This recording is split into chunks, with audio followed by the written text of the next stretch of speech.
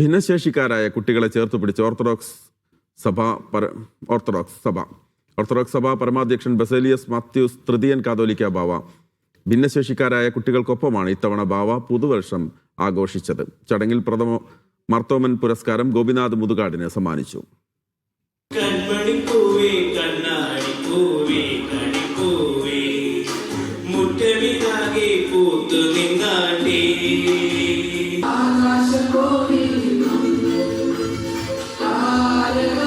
കോട്ടയം പഴയ സെമിനാരിയിൽ സ്നേഹസ്പർശം എന്ന പേരിലായിരുന്നു പുതുവത്സരാഘോഷം.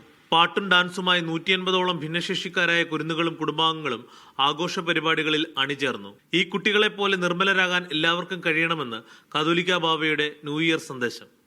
ദൈവം സ്നേഹിക്കുന്ന മക്കൾ, ദൈവം തൻ്റെ മക്കളെന്ന് കരുതുന്നവർ, ദൈവസ്നേഹം നിറഞ്ഞു നിൽക്കുന്ന മക്കൾ, നിഷ്കളങ്കതയും വിശുദ്ധിയും കൊണ്ട് നിറഞ്ഞുന്ന മക്കളുടെ ഈ കൂട്ടത്തിൽ ഇന്ന് ചെലവഴിക്കാൻ കിട്ടിയ സമയം ദൈവാനുഗ്രഹമാണ്. നമുക്കെല്ലാവർക്കും മാതൃകയായ ഈ കുഞ്ഞുങ്ങളെ പോലെ തിരിഞ്ഞു വരുവാൻ നമുക്കിടയാവട്ടെ. മജീഷ്യൻ ഗോപിനാഥ് മുതുകാടിന് പ്രഥമ മാർത്തോമൻ അവാർഡ് കാതോലിക്ക ബാവ സമ്മാനിച്ചു. അവരുടെ ആഹ്ലാദം കണ്ടോ, അവരുടെ സന്തോഷം കണ്ടോ, അവരുടെ മുഖത്ത് തെളിയുന്ന വെളിച്ചം കണ്ടോ? അവരാണ് യഥാർത്ഥത്തിൽ തിരുമേനി പറഞ്ഞതുപോലെയുള്ള നക്ഷത്രങ്ങൾ എന്ന് പറയുന്നത്.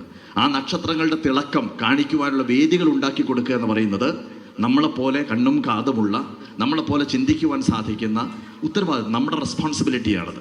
ആ റെസ്പോൺസിബിലിറ്റി നിർവഹിക്കുന്ന ഒരു സഭയുടെ കൂടെ ചേർന്ന് നിന്നുകൊണ്ട് ഈ ഒരു സ്നേഹം ഏറ്റുവാങ്ങാൻ സാധിച്ചതിലുള്ള സന്തോഷം അറിയിക്കുന്നു.